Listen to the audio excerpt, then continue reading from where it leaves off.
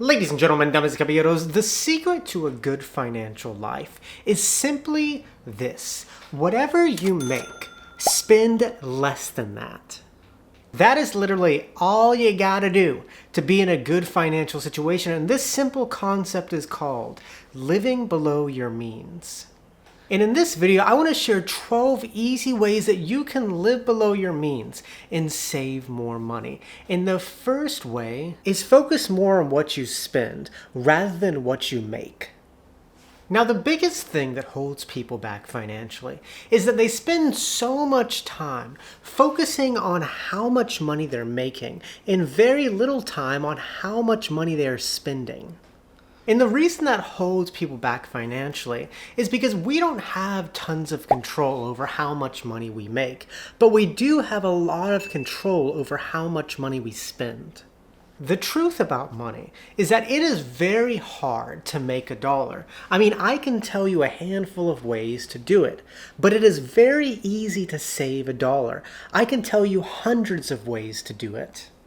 And so one easy way to live below your means and save more money is, instead of focusing on how much money you're making, focus more on how much money you're spending, because you'll actually make progress that way. Now, the second way is start viewing money as time. Another easy way to live below your means and save more money is to change your mindset on money and start viewing money as time. Because that's all money is. I mean, if you make $20 an hour, that $20 represents 1 hour of your time. And so if you go out and buy $20 of things you'll never use, you're basically throwing away 1 hour of your time. Whenever you are about to spend money, ask yourself the question, is this $20 item worth 1 hour of my time? And obviously adjust it to how much money you're making. But when you ask yourself this question and start viewing your money as time, you'll end up making better decisions and respect your money a lot more, because we all respect our time. Now, the third way is know your numbers. Another key to being in a good financial situation is creating a budget and tracking all of your expenses. And in addition to having a physical or digital copy of your budget, it's important to know certain numbers related to your budget off the top of your head, like your income, your expenses for necessities, your disposable income, your checking account balance, and your emergency fund balance.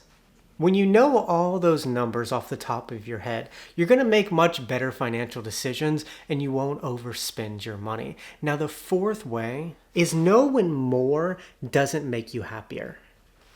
Now, spending more money can increase your happiness, but only up to a certain point. For example, for me, eating out 2 times a week will increase my happiness because I won't have the hassle of cooking. However, eating out every day won't increase my happiness as drastically because now it's just normal.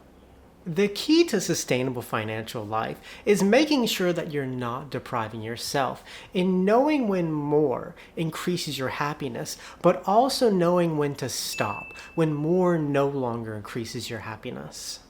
And when you know that point and know when to stop, you're less likely to overspend and more likely to live below your means. Now, the fifth way is treat treats as treats.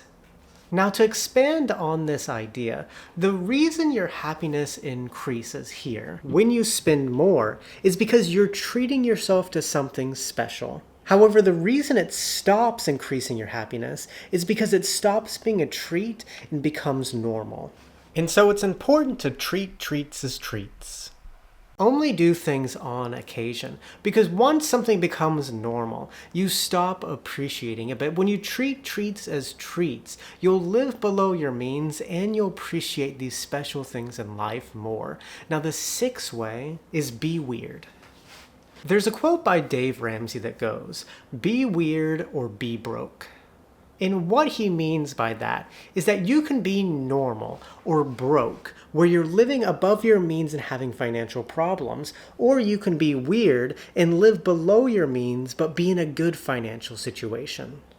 The average normal person that lives above their means is broke and has many financial problems. And so it's much better to just be weird, live below your means, and have a much better relationship with money. Now, the seventh way is think more. Now, a huge thing that gets people in bad financial situations is simply not thinking. I mean, think about the last time that you went to Target. There are so many people walking around with no idea what they're going to buy and end up leaving the store spending hundreds of dollars on useless stuff. People dig themselves in bad financial situations simply because they're not thinking. But when you think more, whenever you're spending your money, naturally you're going to spend less and save more. Naturally, you're going to live below your means. Now, the eighth way is surround yourself with like-minded people. A lot of our spending decisions are influenced by who we surround ourselves with. And if you surround yourself with very materialistic people who spend all their money shopping, you will become a materialistic person who spends all your money shopping. But on the other hand, if you surround yourself with down-to-earth people who find joy in the simple things, you will spend less money. You are who you surround yourself with, and if you surround yourself with like-minded people who want to live below their means, chances are you will live below your means and save money. Now, the next way is take advantage of all the free things in the world.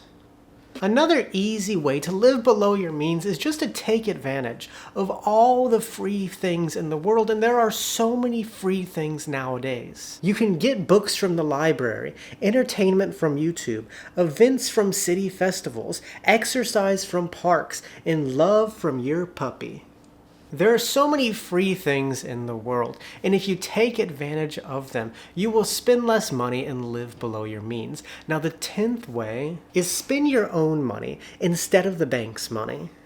An interesting thing about our spending habits is that the less somebody works for money, the less they respect the money. For example, when somebody borrows money from the bank, they will spend it carelessly on a bunch of things.